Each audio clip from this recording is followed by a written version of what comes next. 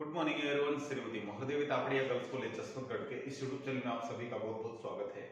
आज का हमारा जो डिस्कस का टॉपिक है वो है बैंकिंग कंपनीज एक्ट 1970। इस अधिनियम को बनाने के पीछे क्या रीजन था, इसके पीछे की पृष्ठभूमि के बारे में आज हम थोड़ा सा डिस्कस करेंगे, इसके बारे में जानेंगे कि ये जो अधिनियम है किस कारण पारित हुआ। तो स्टार्ट करते हैं हमारे इसी टॉपिक को।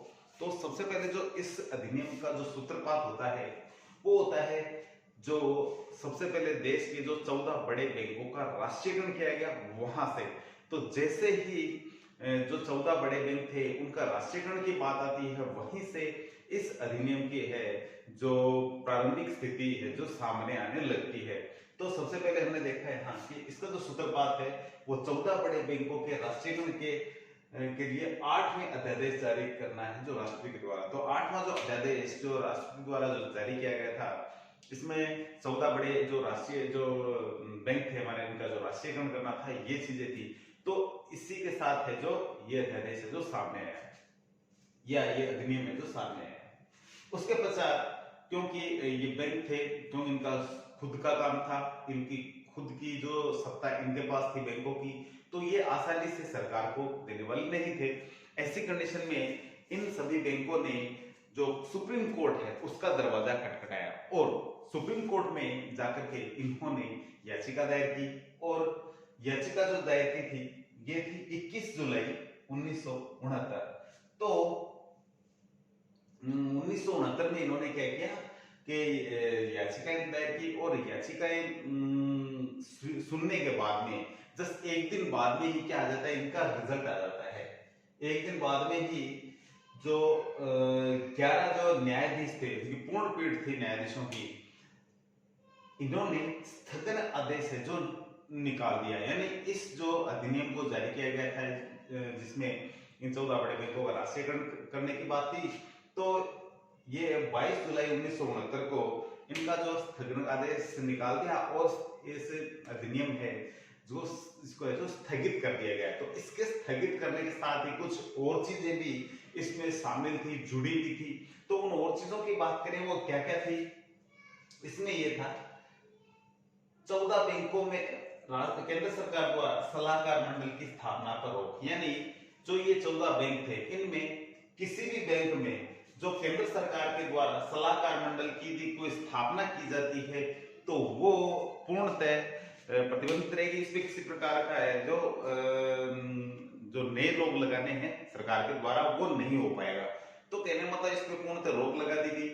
केंद्र सरकार किसी भी बैंक में अपना सलाहकार मंडल स्थापित नहीं कर सकता, ये इसकी मुख्य बात थी। उसके बाद यदि बात करें बैंकिंग नियमन अधिनियम 1949 के जो नियम थे उनके अतिरिक्त किसी भी अन्य नियम को लागू नहीं किया हुआ माना जाएगा। तो कहने मतलब था कि जो इससे पूर्व जो बैंकिंग कंपनी अधिनियम 1949 था उसी के जो नियम थे वही फॉलो करने होंगे। अन्य जो नियम बना करके जो नई चीज डाली जाएगी, नया कोई अधिनियम, नए नियम के तहत जो नए प्रावधान डाले जाएंगे, नए नियम बनाए जाएंगे, वो कोई भी है जो लागू नहीं होंगे।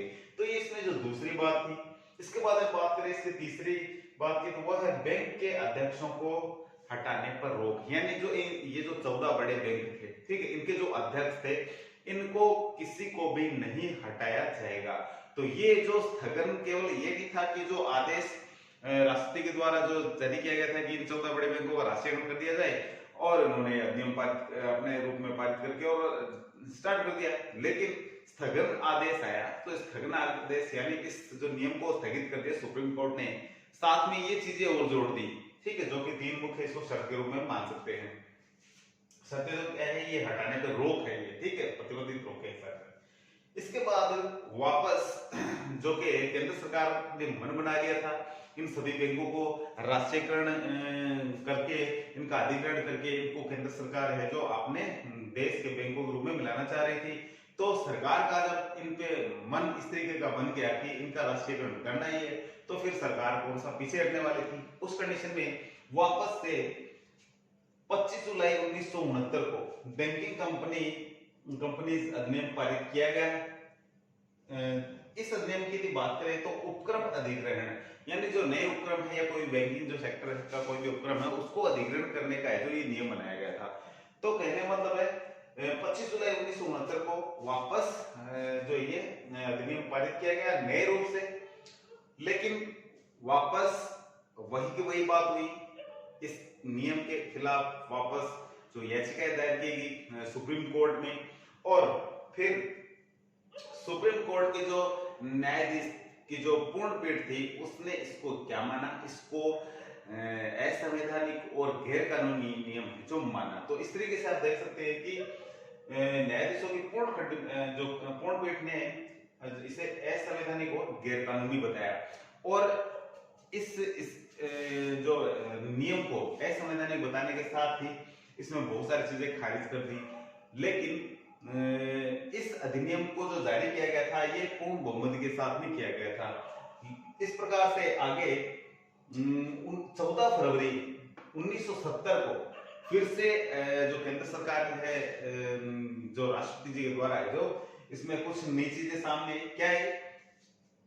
14 फरवरी 1970 को राष्ट्रपति जी द्वारा नया अध्यादेश जारी किया गया, यानी इस अधिनियम में कुछ जो संशोधन की यदि बात करें कि जिसमें बहुत सारी आपत्तियां उठाई गई थी, जो पहले जो 25 जुलाई 1969 को जो पारित किया गया था दोबारा से इसको, तो इसमें कई आपत्तियां दिखाई थी कि ये इस अधिनियम में कमियां हैं, इनको दूर किया जाना चाहिए। बहुत सारे क्योंकि रीजन तो डालने पड़ेंगे जो अधिनियम को कैंसिल करने के, तो कोर्ट ने जितने भी रीजन डाले थे उन सभी को दूर करते हुए वापस से अधिनियम को पुनः जारी किया गया 14 फरवरी को।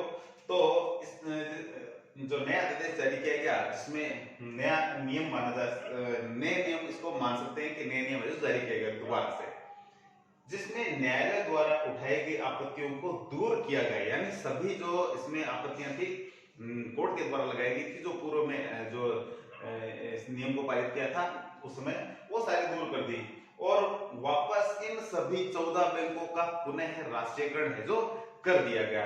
इस तरीके से बार बार इसको 14 बैंकों का राष्ट्रीयकरण के लिए सरकार आती है आगे, फिर वो कोर्ट में चले जाते हैं। ये कोर्ट एक बार दो बार ऐसे चलता रहता है, लेकिन जो जो कमियां दिखाई जाती है इसमें, उन सभी कमियों को जो केंद्र सरकार है वो पूरी पूरी यानी उन कमियों को दूर करते हुए आगे बढ़ती रहती है। और एक टाइम आता है कि सारी कमियां जो गिनाई जाती है सभी को दूर कर दिया जाएगा, तो फिर कोर्ट में जो याचिका दायर की जाती है वो किस रूप में दायर है। ठीक है, कहने का मतलब ये है कि कोर्ट पे जाओगे तो कुछ न कुछ इस अधिनियम में कुछ असंवैधानिक है, कुछ गैर कानूनी है, कुछ जो समस्याएं हैं, कमियां है वो गिनाई जाएगी। उन कमियों को धीरे धीरे क्या करती है सरकार, किनारे करती हुई चलती है, सभी को मिटाते हुए चलती है, तो फिर कोई इनके पास कारण नहीं जो बचता है इस अधिनियम को पारित होने से रोकने के लिए। और इस तरीके से 31 मार्च 1970 को राष्ट्रपति द्वारा इस अधिनियम को स्वीकृति मिल जाती है, इस पे हस्ताक्षर हो जाते हैं, और उस दिन से ही ये अधिनियम है जो लागू हुआ माना जाता है। और इस अधिनियम को बैंकिंग कंपनीज एक्ट 1970 के नाम से जाना जाता है। तो ये थी इसकी जो बेसिक पृष्ठभूमि, जिसमें स्टार्टिंग होता है 14 बड़े बैंकों के राष्ट्रीयकरण से, और राष्ट्रीयकरण की सूत्रपात से, यानी राष्ट्रीयकरण की ओर कदम बढ़ाने की ओर से, एंड में ये जो अधिनियम है वो पारित होकर ही रहता है। तो कहने का मतलब है ये जो अधिनियम है इस तरीके से जो पारित किया गया, तो इसमें ऑल ओवर जो 14 बड़े बैंक थे उनकी यदि बात करें तो ये आज भी हमारे देश में संपूर्ण रूप से चालू है और स्वतंत्र रूप से काम कर रहे हैं, लेकिन अंडर किसके आ रहे हैं, भारत सरकार के अंडर आ रहे हैं। लेकिन इनका जो कार्यभार है जो बहुत बढ़ गया है। हालांकि इनके जो राष्ट्रीयकरण के पीछे जो कारण गिनाए जा रहे थे वो थे कि इनमें ग्राहकों का कोई अहित नहीं होना चाहिए। ग्राहकों को उस समय जो केंद्र सरकार को ऐसा लग रहा था कि कहीं न कहीं ग्राहकों के आगे आने वाले समय में कोई दिक्कत आएगी, या इन बैंकों का जो कार्यक्रम है, जो क्रियाकलाप है, कहीं न कहीं असंतोषजनक होने वाला है। तो ये कुछ न कुछ ऐसे रीजन थे जिसकी वजह से केंद्र सरकार ने इन सभी को अधिग्रहण कर दिया, और एक कहने का मतलब है एक देश की जो पॉलिसी लागू होती है और सभी पे एक ही प्रकार की जो पॉलिसी लागू होती है उसके अंदर है जो इनको सभी को शामिल कर लिया। और इस तरीके से ये जो 14 बैंक थे इन सभी का राष्ट्रीयकरण हो गया, और ये सारे भारत सरकार के अंदर आ गए, और वर्तमान में ये अच्छे से काम कर रहे हैं और शानदार तरीके से काम कर रहे हैं। तो इस तरीके से इन बैंकों का जो राष्ट्रीयकरण हुआ और इस राष्ट्रीयकरण से देश को बड़ा फायदा हुआ है। क्यों? क्योंकि बहुत सारे बैंक है जो सरकार के अंडर आ गए हैं, जो अच्छे से काम कर रहे हैं। क्योंकि पहले इनका जो जो प्रॉफिट होता था, पहले पर्सनल लोगों के जेबों में जाता था, निजी लोगों के पास जाता था, लेकिन इतने बड़ा जो सेक्टर है देश का है, जो इसको जो सरकार के पास सीधी आ जाता है, ये सरकार के पास आ जाता है, तो सरकार को बड़ी मात्रा में बेनिफिट होता है। साथ में ये जिनके बैंक स्थापित किए हुए थे उनको भी फायदा होता है। तो कहने का मतलब यही है कि ऑल ओवर सभी को फायदा हो रहा है। तो इस तरीके से जो ये एक्ट है जो लागू हुआ, ये इसके पीछे पृष्ठभूमि थी। इसके कुछ प्रावधान है, उनको हम करेंगे डिस्कस नेक्स्ट वीडियो में। तो आज की वीडियो में इतना ही, तो मिलते हैं नेक्स्ट वीडियो में। तब तक के लिए धन्यवाद। अपने वीडियो को लाइक कीजिए, शेयर कीजिए, यदि चैनल को सब्सक्राइब नहीं किया तो वो भी जरूर कीजिए।